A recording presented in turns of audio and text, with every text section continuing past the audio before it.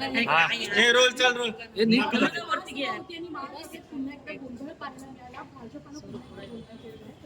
मला असं वाटतं की हा पूर्वनियोजित गोंधळ करण्याचा त्यांचा प्लॅनिंग होता आणि ज्या पद्धतीने सभा खेळत होती, सुरुवातीला लक्षवेधीवरती 16 तास 2-2.5 तास चर्चा झाली, त्यानंतर विषय पत्रिका सुरू करण्यात आली, परंतु त्यांनी प्रश्नोत्तर अगोदर घ्या.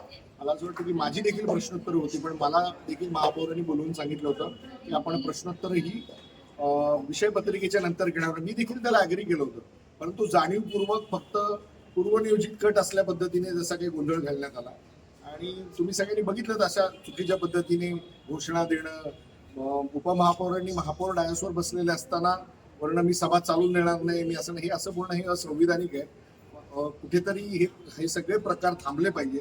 हे सगळं पूर्वनियोजित असं माझं म्हणणं आहे.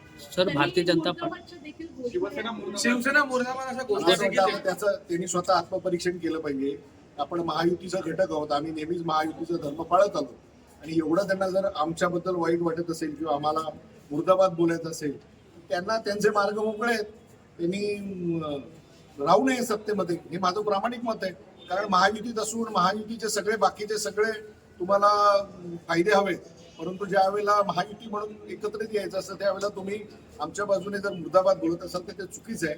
मी त्याचा निषेध करतो आणि त्यांना वाईट वाटत असेल की बाबा आमच्याबद्दल, त्यांनी बाहेर पडावं.